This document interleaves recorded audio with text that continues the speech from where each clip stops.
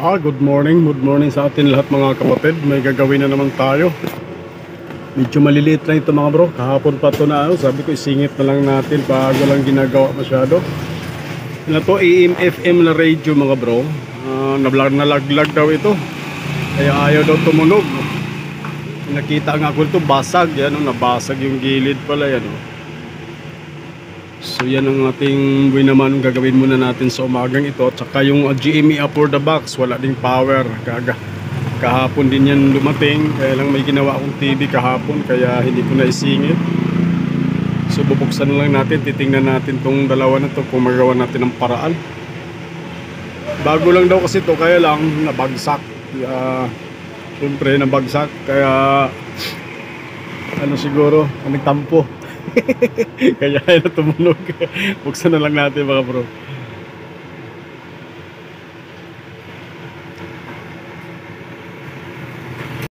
Ito lang nga, sa shout out na kita. Subuksan na lang natin.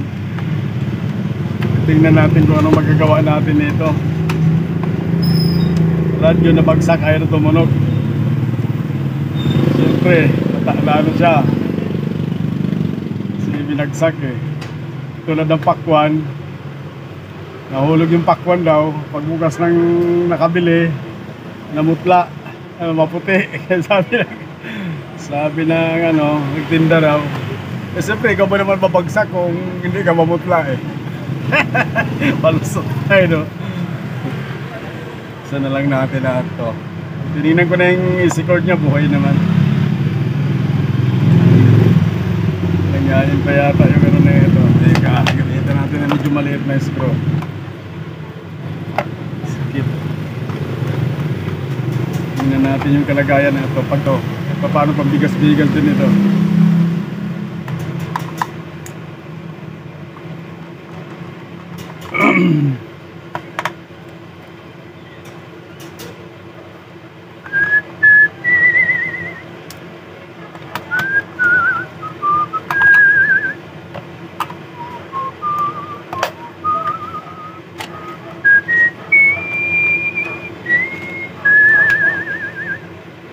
Yun umangat din yung speaker. Balik lang natin yan.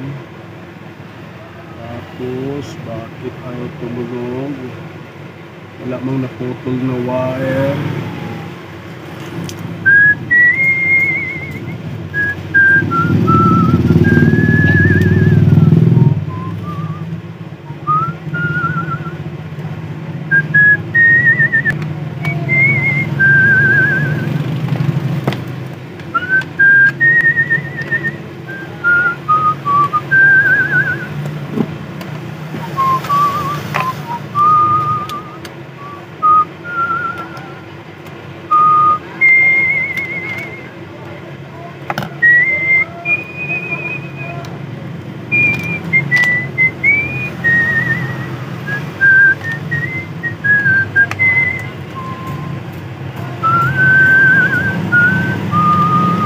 Testirin muna natin yung speaker pala, baka naputol.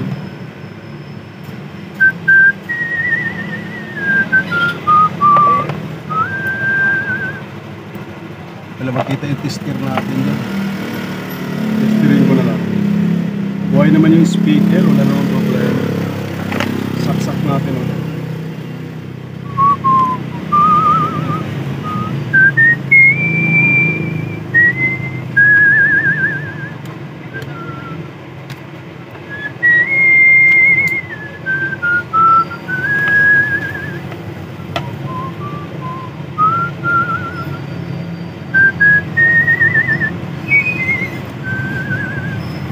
Sukatin natin yung voltahe ng supply, baka wala.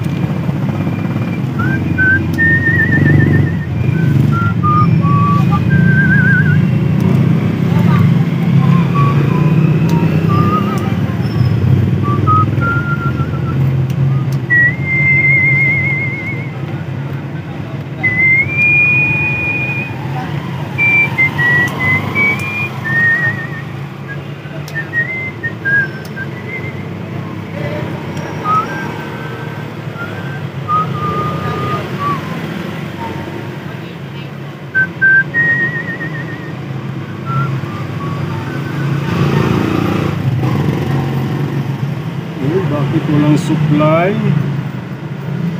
Tingnan natin bakit wala siyang supply. Yun, naputol pala yung ano, yun, nakita ko na. Naputol pala yung AC cord. AC cord. Yung connection sa bitawan ko. Naputol pala yung pinaka kita nang natin. Yun lang pala naging problema. Ito sa AC cord niya na connection papunta sa transformer na maliit. Kaya pakita ko lang sa inyo mga bro. Kaya pala ayaw eh. Baklasin muna natin para matutok natin na maigi. Ako, kailan pala ibaliktad yung camera. Op.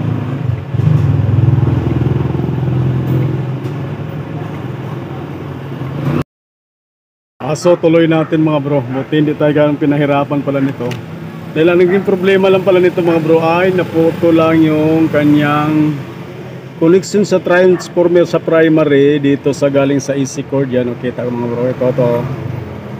Eh, nung dinikit ko kanina, tumunog na siya. Kaya pala wala siyang power. Yan, pakita ko lang sa inyo, no? Yan, plug in ko yan. Tapos, idikit natin siya dyan. Yan, tumunog na siya. So, yan lang naging problema pala niya. Puto lang. Buti hindi tayo pinahirapan mga bro. So ihinang lang natin yan. Pinainit ko lang yung panghinang. At nang matapos na siya, para isunod naman natin yung GME for the box. Tsagaan natin itong mga maliliit na bagay mga bro. Kahit paano kabili rin tayo ng bigas dito. Buti yun lang naging dahilan. So ihinang lang natin mga bro para matapos na.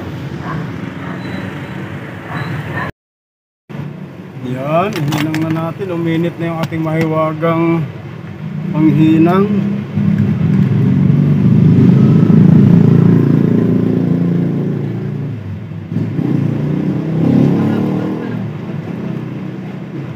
Yan, umuusok-usok pa. So tuloy lang natin, no? May bimating kasi yung isang TV na Konka na 40 inches. Yung ginawa ko kasi dati doon screen. Ngayon, ang problema backlight naman. Ito, okay na, nagkasundo na kami. Kasi hindi yun kasama doon sa ginawa ko dati. Yung screen kasi may problema dati, no? So tuloy natin, nahinang na natin tong ating ginawa na radyo, no? So plug in na natin para masarado na natin. Yan. Sumigaw na mga bro. Oh, lipat lang natin, baka ma-copyright tayo.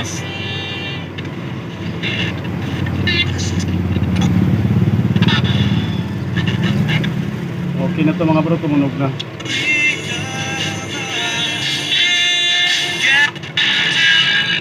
Patayin na natin, baka ma-copyright na tayo sa maliit na radyo na ito. So isara na natin, at least okay na siya. Baka mas-CPR pa tayo. Sa FM kasi yun. So isara na natin siya. At nang masunod naman natin yung GME for the box. Okay, gagawin pa tayong Konka na 40 inches na smart TV na may problema sa backlight.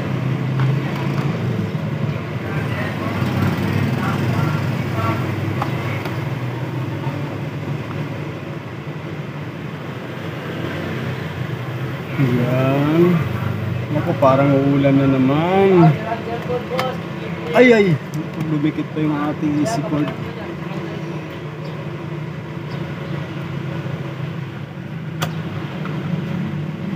Yan.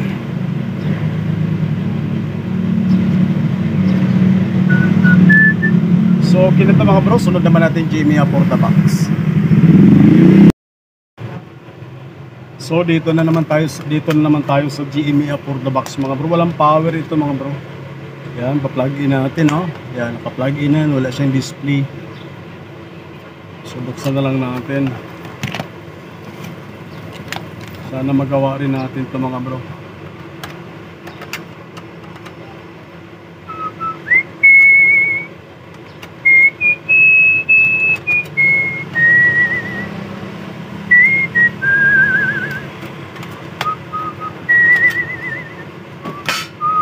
Yun, may lumubong kapasitor na naman siya. Yan ang mga sakit talaga ng GME for the box. Kita ko lang sa inyo mga bro, malinaw ba yan, oh, lumubo na to. Itong isa silipin din natin, pero hindi naman lumobo. Minsan dito sa ilalim naman ang may ano. Silipin din natin yan, supaklasin na rin natin.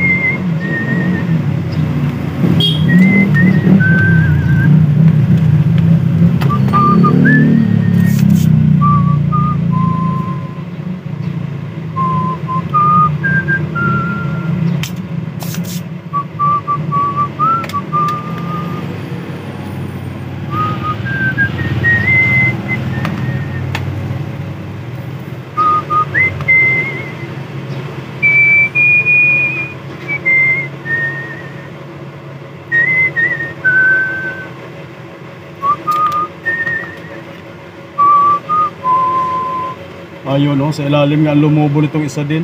Palitan na rin natin ito mga bro. Ang value nito ay 470 microfarad na 10 volts. Yung isa naman ay 1000 na 16 volts. So palitan natin parehas.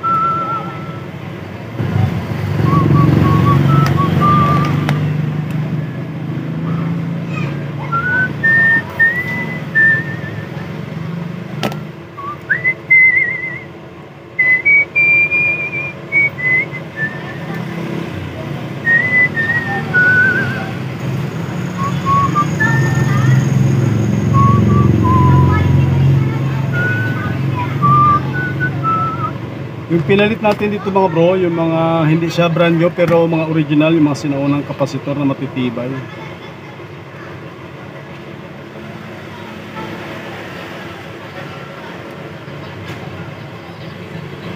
Saka tinasan ko na yung voltahe nitong kapasitor na ito mga bro. Ginawa ko ng 35 volts para mas matibay. Try natin. So may gagawin pa akong tawag nito phone ka na 40 na smart.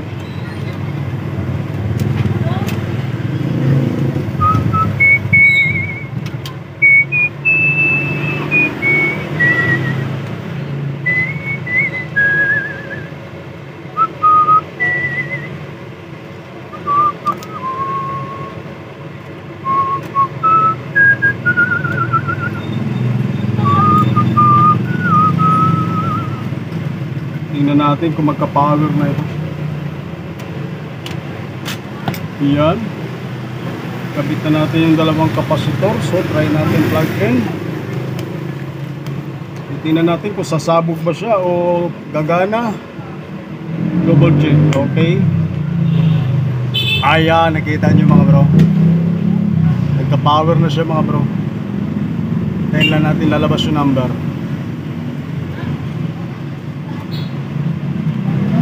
Yan.